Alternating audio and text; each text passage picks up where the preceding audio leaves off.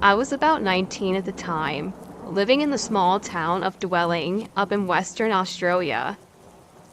I was living there with my younger brother, who was about 15 or 16 at this point.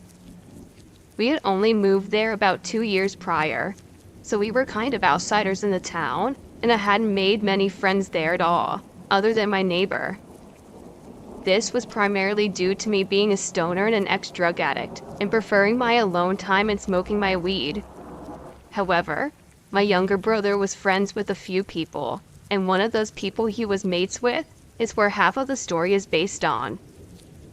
I should note that I used to hang around in the Jarrah forest quite deep in, and always off the walking trails, where it was well away from the wandering hiker.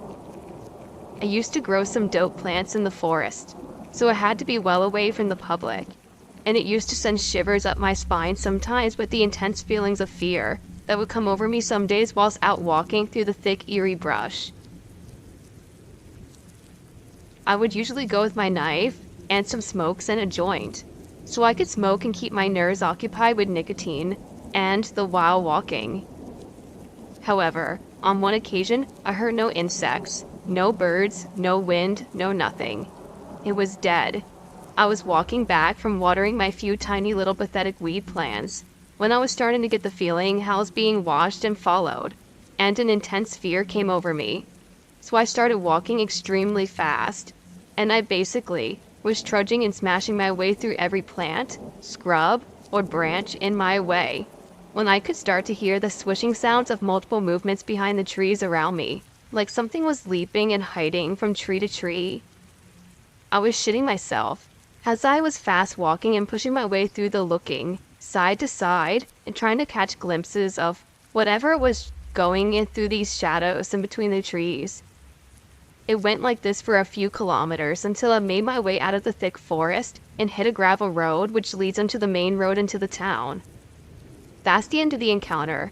As much of a pussy as I sound, I like to think I was literally scared, and I was freaking out the whole time. However, I forgot about this experience pretty quickly, and never put much thought into it until a few months later, when me and my little brother, and the neighbor kid, who is a brother of my friend, were sitting around in the backyard chilling out, smoking and talking shit, when the conversation went to the subject of the creepiness of the town, and the ghost stories of how the land was apparently haunted due to the earlier settlers poisoning the entire tribe of the native Aboriginal people with poison flower and killing all of them.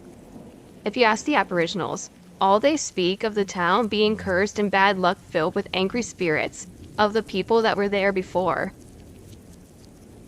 Anyway, the neighbor kid was talking of an encounter he had had with one of these shadow figures.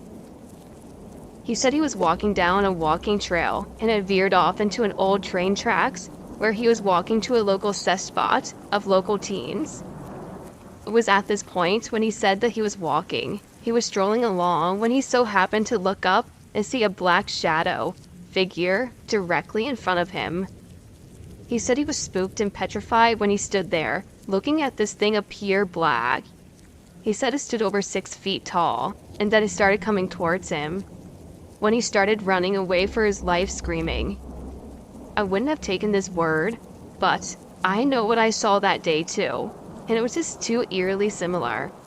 I have many other stories of weird encounters in Dwelling. One time I found a black garbage bag in the bush behind one of the neighbor's house whilst I was looking for mushrooms, and when I opened it, I was confronted with a foul odor and a swarm of blowflies, and some rotting meat with a leg bone in there. I'm not sure what animal it could have been, or maybe even if it was human. The weird thing was, there was about 2, maybe 3 other bags in the area. Each bag was roughly 15-20 meters apart. I decided to walk home and not mess with the rest of them.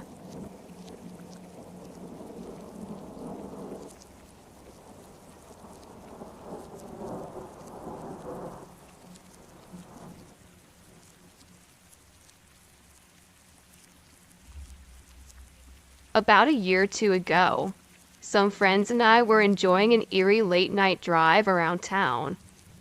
As the night drug on, we found ourselves tired of the usual routes. See, my buddies and I frequently go out driving late and try to get freaked out on the weekends. This time, however, we went out of town a ways into some unfamiliar territory, surrounded by woods.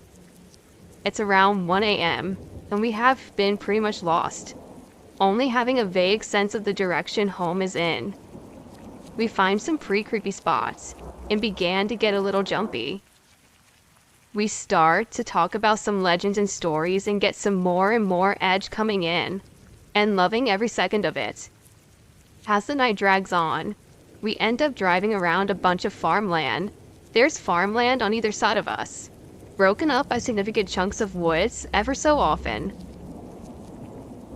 There's a rare road track to our left in front of one of the farms. It's late, so no lights are on and we assume everyone's asleep. There are no street lights in this part of the county either. Anyways, in the distance, in the outline, there's a big object. As we approach it, we discover it's an old cattle truck, large as could be, with huge cargo area for transporting livestock. We see and ask Rachel what in the hell this thing is doing here at this point. No one is around, and our headlights are high enough to where they would shine into the cab and it looked empty. Just as we get off to this thing, it roars to life and the lights flash on. We continue to drive by, thinking, well, what the hell is going on? That sure was weird. We all perked up a little bit. As we drive on, I notice in the rearview mirror this thing is following us, even though it is facing the other direction when we drove by. I tell my buddies, and we all think whatever, weird, but whatever, until we noticed how quick it was approaching us. We were going around 45, and a thing caught up to us like we were riding bikes. Our buddy Ian's driving, and speeds up to 55, 65, 75. We literally hit 75, and this thing is still outpacing us and covering more ground than we can. It's about 20 yards away when Ian whips into some other back road and a thing goes flying by. After a minute, it loops around and we get back on the same road as before. We stop and look both ways and it looks clear. No truck.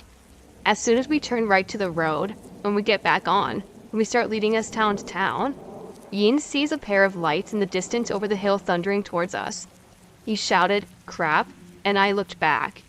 Once again, we get up around 75 miles per hour on this little back road, and the damn truck is still coming. It's getting closer and closer. It appears to be accelerating. At this point, our instincts kick in. I tell the guys we better haul our butts out of here and speed up more. We see the main road coming up that led us back to this truck, and it's right back on our butts. Ian tells James in the back to assemble the Ruger we had in the back and load it, but we all knew would do jack against a cattle truck that seemed to be unmanned. As we get to the road, there's only one car in sight, and it quickly darts past, not noticing. Luckily, because we were going so fast, and we were so scared of the truck barreling towards us, that it was literally 10 feet away at this point, that we not only illegally changed lanes, but also ran the light and sped home. I stared out the passenger window, my mouth dropped when I saw the thing plow through our last position and swing right in the opposite direction we were headed in. I still didn't see a driver. We watched in the rearview mirror, and its twilights disappeared slowly. We were relieved. Looking back, it never got off the road we were on until it almost killed us and made that hard right. I don't know how that thing didn't fall over. It should have toppled. How? I think we drifted in the Explorer we were in. Anyway, it was a spooky night, and I haven't encountered it again. But I don't think we've been back on the same street. We've tried to find it but aren't entirely sure where we were. I guess it could have been just some crazy dude jacked up on something driving like a maniac. But we never want to see that driver again, because somehow that truck defies the laws of physics. Since me and the guys talk about it all the time and laugh now, I thought I would share it. We still drive late at night in remote areas, and I've seen other things worth noting, but nothing like that damn truck.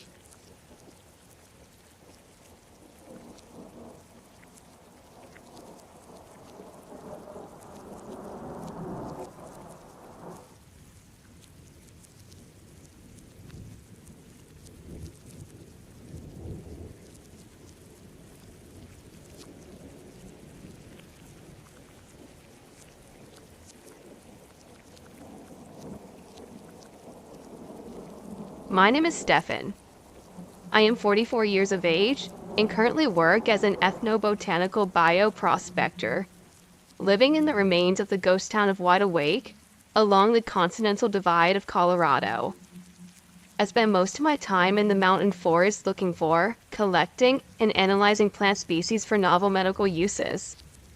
When not out and about, I have a small but bright and comfortable off-the-grid cabin at 10,100 feet where I live and study the different samples taken on each trip out. These surveys for samples take me all over the Gilpin and Boulder County area on foot, so I encounter many unusual and different things. With over 37,000 mines in these two counties, I often find odd vehicles, machinery, structures, and sometimes even graves. I report these graves to the Forest Service so that they can be recorded. Sometimes they are reburied in the Denver area, but are often left in place with the Forest Service marker indicating that they should not be disturbed. I have had quite a few run-ins with moose, bear, and elk, but have been mostly successful in avoiding them, and they usually return the favor. Just in case they do not, I carry an Arisaka 99 rifle. These are light, short, and easy to use in heavy brush, without hanging up on anything. I am not a gun nut, like a lot of the locals, but deep woods do require some protection. Better to have and not need. And all that, as they'd say. On October 6, 2011, I began a 2-week survey to find and mark colonies of rattlesnake plantain orchids.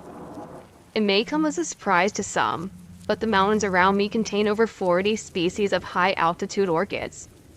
Rattlesnake plantain orchid is unique in the fact that it never freezes. The leaves stay green and flexible under the snow regardless of the temperature. I received a request to survey and mark any colonies found for winter collection so they can be analyzed in lab conditions. This mostly would be entailing finding a colony, planting an 8-foot fiberglass pole with a flag, and recording a GPS tag site. The first 3 days went by quite uneventfully. I found a colony, plant flag, marked GPS, etc., etc. Would walk a survey arc of about 10 miles and end up back at my truck for the night. I have a hardcover cover-up truck in my bed and a bed set up inside for sleeping. On the 4th morning, I awoke and drove to the next survey arc.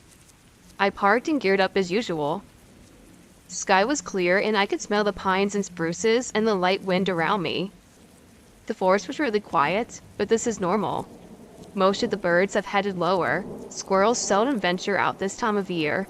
All the insects have died or have gone dormant, and large game have moved on. Nothing but the wind and the occasional distant jetliner could be heard. 4th mile in, and 6th colony site is, where I felt some things go bad.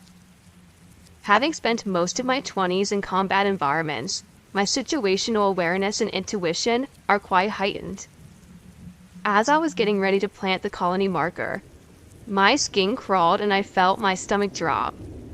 I felt like someone or something was sighting in on me. It's been a bit since I had felt this way, so I had to take a moment to calm my breathing and deal with the adrenaline surge, but quickly got that in line. Clenching my gear tight in case I needed to move fast, I hit the quick release buckle and unslung my Arisaka 99. Keeping the barrel at a 45-degree angle up, I put the back against a Douglas fir and surveyed around the area on a tight arc. Looking left to right, then left to right, I froze. At the edge of a rock scarp, sticking out about 15 feet above the ground, I saw a large shape about the size of a large bear. Twisting the rear safety to off, I slightly level on the shape. It is not desirable to kill an animal when I am the one in his territory, but at 60-some feet, I was not taking the chances. With a sudden surge of motion, the bear stood up. When I say it stood up, it looked like it was getting taller, like its legs had been folded up multiple times and were stretching out to the height of its full 1/3 taller than any bear I have ever seen. The arm seemed to do some unfolding thing until I was looking at a long, limbed, lanky standing shape, a few feet shorter than the scarp of the rock it was next to. I had no problem pulling the trigger, and this was not a person. This was not an animal I knew to be in these woods. 4 rounds left my rifle in about 8 seconds, and 60 feet, I did not miss. The large bear shape dropped off 4s and hissed like a broken propane regulator. As weird as it sounds, this threw me off more than any roar or bellow I expected. The inside of the mouth was dark, not pink, and I'm sure I saw 3 canines per side on the top jaw. The bottom jaw, I don't seem to recall. I think I remember seeing a streak of white fur alongside each side of the jaw, but the rest was pretty dark toned. It seemed confused by what just happened more than injured. Taking advantage of the moment, I stepped behind the Douglas fir and pulled my sidearm from my left shoulder holster, pressed my hand against the tree to steady it, and cycled out a clip. I dropped it, slammed another in, and loaded it as well. I dropped a second clip and loaded a third. The creature turned quicker than I thought was possible, and moved away quite fast. It sounds weird, but it looked like its skin was loose in a lot of places and flapping. Kind of like someone running with a lot of black trash bags flapping around it. It was out of my sight in seconds, and that was that. It was 4 miles in. But I had traveled in an arc, so the road was less than a mile on a straight line downhill. Moving as quick as I could, I clued about 100 yards and took a quick breather. I cut loose my survey poles, water, and everything else to shed weight. I have no idea how long it took to get back to the road, but I had no problems on the way. I dropped all of my gear on their side of the road, except for my rifle and sidearm. Sprinting down the road, I made it to my truck rather quickly. I was at 10,900 foot altitude, so I was breathing like a locomotive, and my heart was hammering in my ears so loud, I was hard-pressed to hear anything.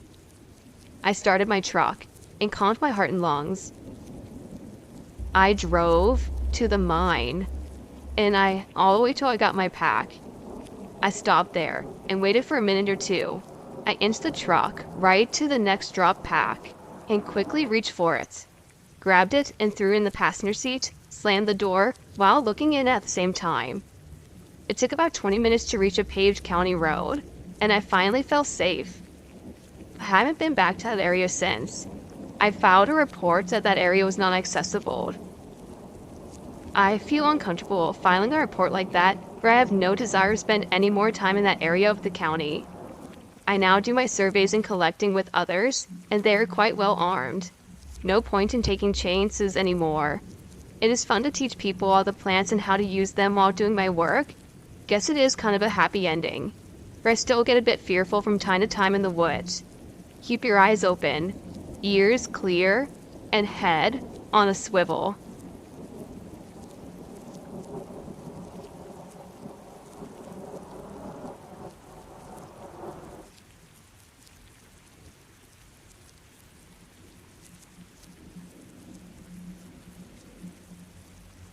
Some background.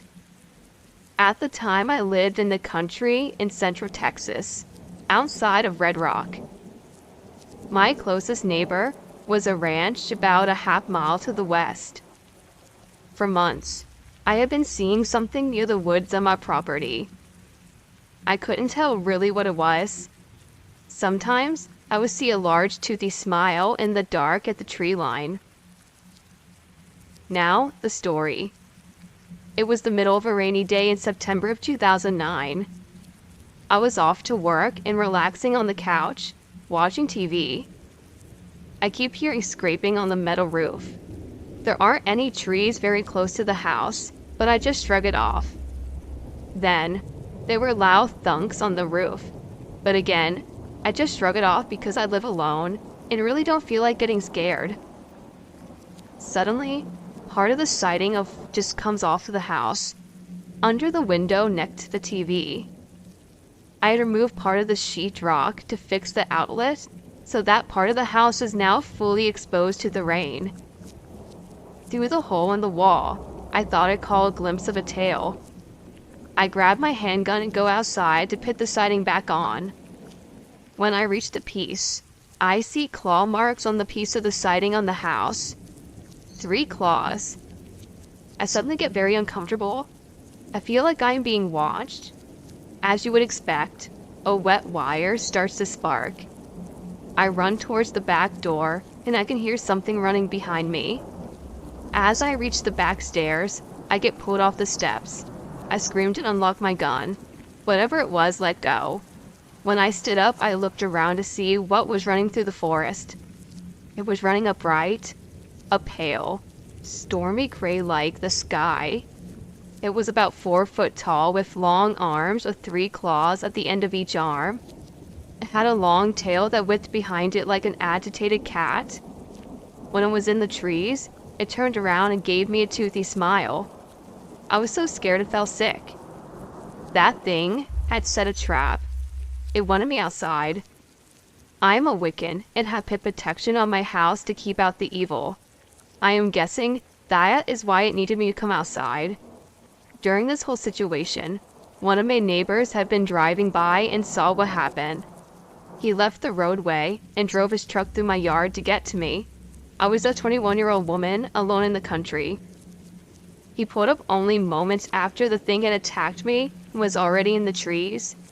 He was white as a ghost. "Are you okay?" he asked, jumping out of his truck. "Yeah, I think so," I said, feeling a little dizzy.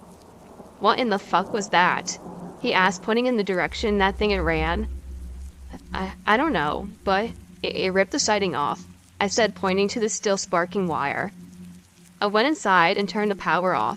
When I came out, the man had put the piece back on. "You're bleeding," he yelled and pointed to my arm. I looked at my upper arm and calf on my right. They each had 3 claw marks. They're not too deep, but now that I see them, they started to hurt. I thanked him and assured him I was okay. He left and I went back in my house. 2 days later, even with the cleaning and covering the cuts, they weren't healing. They seemed to almost be getting worse. My friend came over a few days later. The cuts were pretty bad. She asked what happened and I told her. She went pale and was shaking. I wasn't very fazed by it. I said a few personal protection charms and went on with my life. She told me she could fix my cuts, so I let her try. She poured a small bottle of holy water from her purse. She is Catholic. And she prayed while she poured the holy water on each cut, and it didn't really hurt anymore. 3 days later, they were mostly healed. She believes it was a demon that someone has summoned to attack me. I don't know what it was, but it has been 9 years now, and I have never seen it again. And I still have the scars.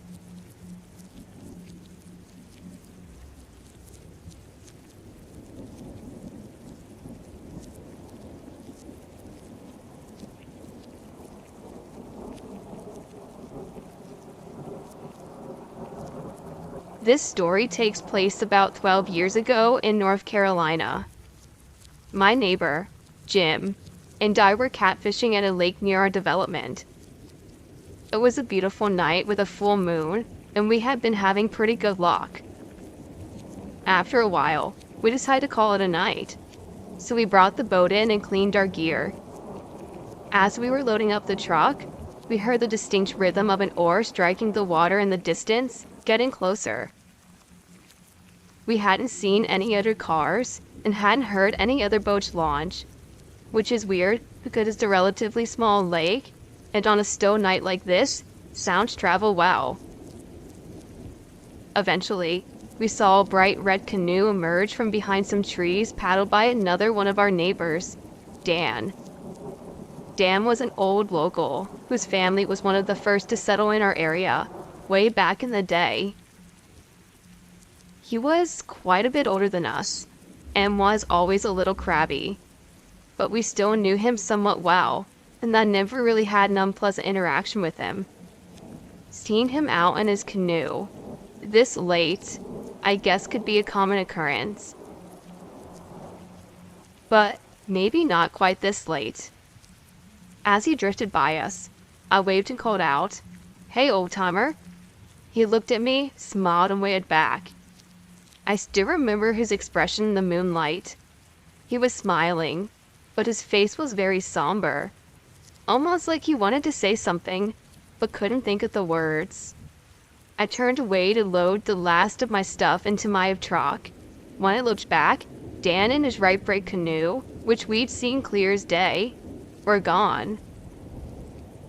We didn't think much of it, figuring he probably rounded the corner and got behind some more brush. A couple of days later, I was at Jim's house smoking some fish we caught. We were knocking back beers and shooting the shit. At one point, one of us casually brought up how weird it was to see Dan at the lake so late at night.